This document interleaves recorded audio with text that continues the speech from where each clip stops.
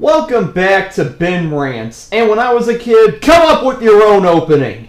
Anyway, everywhere I go, I hear people all the time say, "Ooh, Pixar's the best! Pixar makes the best animated movies! Pixar's so original!" Well, I'm here to say right now, I hate Pixar! Yeah, that's right, I hate Pixar! Just strike me with lightning right now! I'm sorry to break up your little happy place, but dang it, I'm sick of Pixar. I'm sick of hearing all the praise for every single Pixar movie that comes out. I'm sick of always being disappointed when I watch a Pixar movie, and I'm sick of Pixar stealing all the ducking Oscars from more deserving animated movies. So, get ready for a flame war in the comments section. Here is my rant on Pixar. I'll start by saying that I wasn't always this sour about Pixar. In fact, I used to love Pixar. Growing up, Pixar movies were some of my favorite movies. But time does a lot of horrible things to you as I started to lose the love for Pixar that I once had. And the movies that I used to hold in high regard, I was despising just by seeing pictures of them. I don't know why I hate them so much, I just do. And before I can continue with this rant, I know a lot of you are going to go right in the comments, "How can you hate Pixar, you demon?" Whatever, I don't care. I have a right to my opinion, don't I? Right? Quite right. I'm bloody well right. You know I have a right to say. So, let me get into general problems I have with Pixar. For starters, most people seem to think that Pixar movies are really creative and original. Well, yes, people can think that, but I just don't see that way with most of them. For example, with Toy Story, people have said that it was original to make a movie that tells from the point of view of toys. Well, actually, that was done before that. Anybody remember Demonic Toys? Or Robin Williams in Toys? Oh wait, of course you don't. Nobody remembers movies unless they make money, which is what happened to Toy Story. It made money and became popular. Well, I'll admit, Toy Story did have an interesting idea about how toys are attached to their owners and they enjoy being played with. But, on the other hand, I don't find the characters that interesting. Woody is just a whiner that lets the jealousy bug take too big of a bite out of him, but at least he learns his lesson in the end. Buzz Lightyear is basically a generic superhero that has to later deal with the fact that he's a toy and not a real space ranger, which was one of the few parts of the movie I liked well into adulthood. I would talk about the other characters, but they're really not worth talking about because the movie doesn't focus on them enough for us to get good beefy details about what makes them up. That's another problem I have with Pixar movies. When it comes to their supporting characters, there's not much to them. They're just there to have dialogue and that's just it. Sure, there could be one instance where the character is given somewhat of a personality, but it's soon scrapped in order to make room for the other characters' development. I never feel that way when I'm watching a Disney movie. When I'm watching a Disney movie, Okay, before I can continue, I can hear people accusing me of being a Disney fanboy. Fanboy. God, I hate that term. But, folks, if I'm going to give my reasons for hating a certain animation company, I need to compare it with an animation company I like to help back up my opinion. So, shut up.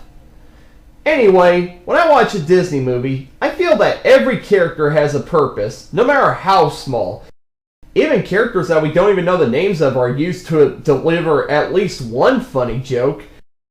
For example, the guy in The Hunchback of Notre Dame who's in solitary confinement and keeps getting set free by accident, but he accidentally keeps getting himself trapped again. See? That's a character I'm interested in. However, with Pixar characters, I just don't find the supporting characters interesting. Then, another thing I don't like about Pixar is all of their missed opportunities when it comes to their films.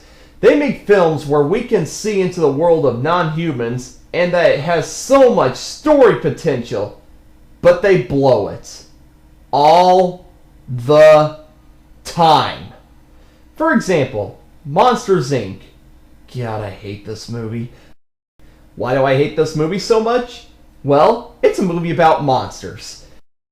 Pixar could have done so much with the idea of how monsters live. we could have been able to see what it's like for monsters to live out in their normal lives, and we could see their lives in contrast to ours. But there's one problem. Their lives are just like ours! I'm not kidding. They go to work, like we do. They run stores, like we do. They live in a city, like we do. They watch TV, like we do. They are afraid of kids, just like us. Well, okay, that's the only part that's different, but kids are afraid of monsters, so it's not that different. My God, I'm sorry, but I can't find the world of monsters interesting if the world is just like ours, except with monsters instead of humans. Come on, Pixar. Are you that lazy that you can't use your imaginations to just come up with how monsters live? Seriously?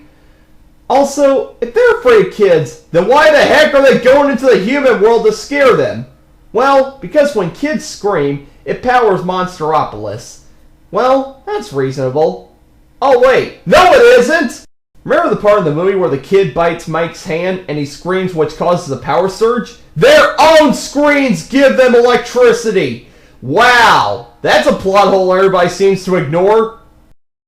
That would then make the entire movie pointless because here's what monsters can do. Honey, the power's out again and my throat is sore. Don't worry, dear, I'm on it. Ah! Thank you! I don't mind plot holes unless they are so obvious that they hurt the credibility of the story. And with this movie, yeah, that really hurts it. Anyway, going back to my point of Pixar making uninteresting movies about creatures and non-living things that live like humans, the cars in Cars live like humans. At least in the case of Bug's Life and Finding Nemo, they represent the lives of bugs and fish. But those movies have problems of their own that I'll get to. My next problem with Pixar is that I feel their movies aren't really that creative. This is a branch off my last point. Pixar movies just feel like movies that borrow elements from things we've seen before.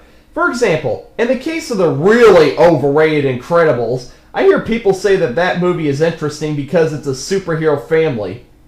Well, okay, but it's just a family with superpowers.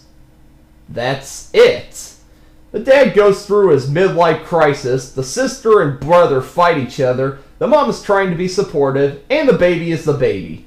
I'm sorry, but if you wanted to be creative, you can't just have two things and combine them together. Sometimes it might work, but other times you have to build off of them. When I watched The Incredibles thinking I was going to see something extraordinary, I just felt bored. Like I said, it's just a family with superpowers. That's not that interesting. The only thing I liked about the movie was Samuel L. Jackson because of how hilarious he can be when he wants to. To me, Megamind is a better example of tampering with the superhero formula. In that, the villain actually wins and takes over the city, but he gets bored because there's no superhero to stop him, so he creates his own superhero who turns into the villain, so now the villain has to be the superhero. See? That's creative! That's adding on to a story. The Incredibles, it's just a superhero family where the dad tries to be an average father, but is hankering to get back into the superhero scene. But when a villain starts to gain power, he needs his help from his family, and they save the day. The end. Boring. So, yeah. Incredibles is a perfect example of a Pixar movie that isn't creative in the creativity department. Also, when Pixar isn't lacking in creativity to the point where they're just combining two elements together, they're lacking in so much creativity that they steal plots from other movies. For example, A Bug's Life. In this film, ants are tired gathering food that the grasshoppers take, so they hire a bunch of what they think are warrior bugs to help stop the grasshoppers. Remind you of any movie? That's right, it's Seventh Samurai. With bugs. Creativity! I'm sorry, no. You can't just tell the same story of one movie and just copy and paste bugs on it and expect me to find it interesting. You just can't. That's the kind of reason that some people hate Avatar for. It's Dances with Wolves, but with Smurfs, people. Wake up! Yes, the only thing different about Bug's Life is the circus bugs think they're putting on an act and not actually going to fight. Remind you of another movie? Again, Pixar. Creativity. Get some! Now, I know what you're thinking. You're probably going to call me a hypocrite for being a Disney fan, even though Disney steals its ideas for movies from fairy tales and books. Well, the thing about that, folks, is those are adaptations. Disney isn't stealing ideas from movies, but borrowing ideas from books. That's completely different because film and literature are two different mediums. Disney is able to put its own spin on a fairy tale because a fairy tale is in print form and film is a visual form. Disney can be more creative with how the story looks because we can't see words. In Pixar's case, they steal their ideas from movies we've seen before, so we're just watching the same movie again. Two different cases. But if you still call me a hypocrite, I can say the same thing about you hating Disney movies and liking Pixar more. So ha! It goes both ways! My next problem with Pixar movies is the fact that they're money whores. No, I'm serious. Money whores. Why? All those gosh dang frickin' sequels. My god, I've never seen any animation studio abuse sequels quite like Pixar does.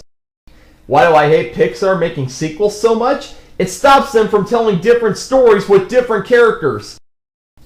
With sequels, they just use the same characters from prequels and tell a semi-different story. However, the worst part is most of these sequels are pointless! Do I even need to mention Cars 2? Okay, that'd be like picking on a mentally challenged person, but I can talk about sequels they shouldn't have made.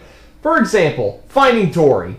I'm sorry, it's going to be the exact same movie as Finding Nemo. Sure, you could say, but they're Finding Dory this time. It's the same movie. I don't care what anybody tells me. It's the same movie. Plus, did we really need a sequel to that? Really? Of all the Pixar movies you'd think they'd make a sequel to, why not The Incredibles? That movie had a cliffhanger ending. Sure, I wouldn't want to see it, but I would understand if they made it. Then we have Monsters University. Why? Why do we need to see Mike and Sully's college years? What's even worse is I can already predict that it's going to be a typical college comedy movie in vein of Back to School and Animal House. Except with monsters that go to college. Just like we do! They're not interesting! And I don't even know if this is true, but I heard they're making a Toy Story 4. Like I said, money horse. Of course, you could say, but Ben, what about all those Disney sequels? Those were direct to DVD. Those aren't considered canon with the Walt Disney Animation Studios feature films. Pixar sequels are released theatrically, so they can't be compared with the direct-to-DVD Disney sequels. In fact, the only official theatrical sequel that Disney ever made was The Rescuers Down Under. So, yes, don't pull the direct-to-DVD card or I'll write a smack comment towards you.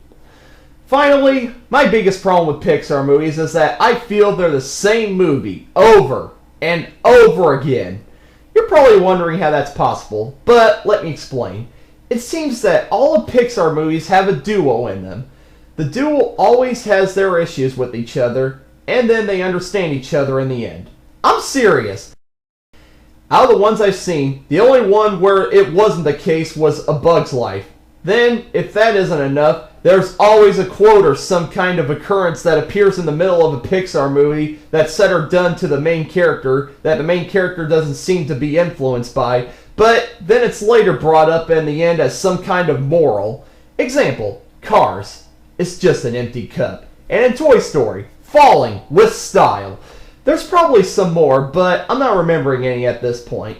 And then, the worst part. Towards the middle, there's always that corny part where the audience is supposed to be sad and oh my god, I hate this cliche so much!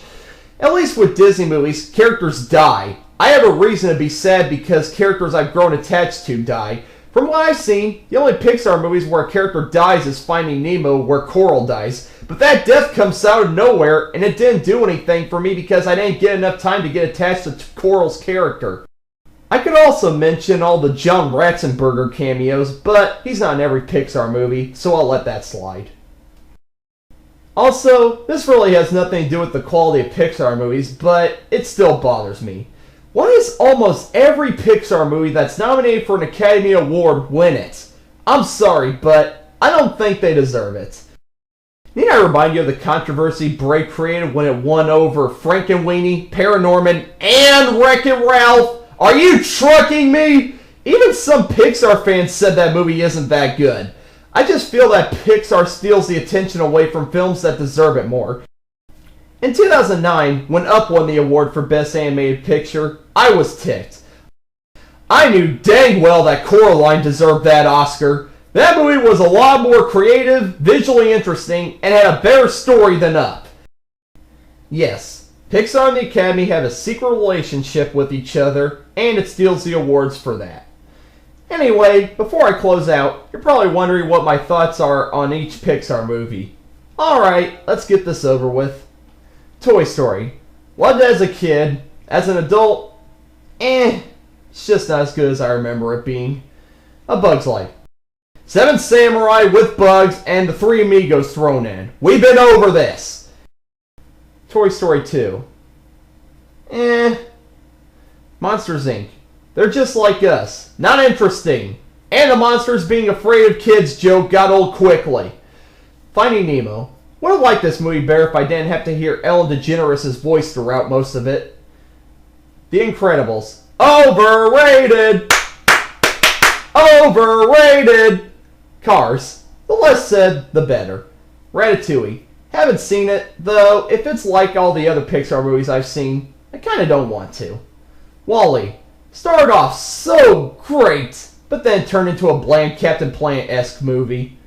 Up. In my opinion, the most creative Pixar movie, but it still blows it. The old man is an old man, the boy is a little boy, the bird is a bird, the dog is a dog, the villain is a villain. Nothing really stands out in it. Toy Story 3. My favorite of the franchise due to its dark subject matter, but it's nothing I would write home about. Cars 2. I haven't seen it, but that's probably a good thing. Brave. I haven't seen this either, and I don't plan on it. So, there are reasons I don't like Pixar. It's just that I hate that feeling that I felt so many times due to watching its movies. People tell me Pixar movies are so great, so I go in with high expectations, and I'm always disappointed because I expect them to be more creative and interesting. Well, I will say that Pixar movies are good at being funny. I laugh when I watch a Pixar movie. But when it comes to animation, I look for more than just how much a movie can make me laugh. If you love Pixar, good for you. I respect you. I love how we're all individuals with our own opinions. If you love Pixar the same way I love Disney, then I appreciate your passion for something you love. Anyway, I'm Benthelooney, and I'm signing out. I'm going to go buy a WALL-E DVD, because a short called Presto comes with it. Now that was creative and interesting. Right, right, you're bloody well right. You got a bloody right to say. Right, you're bloody well right. You know you got a right to say.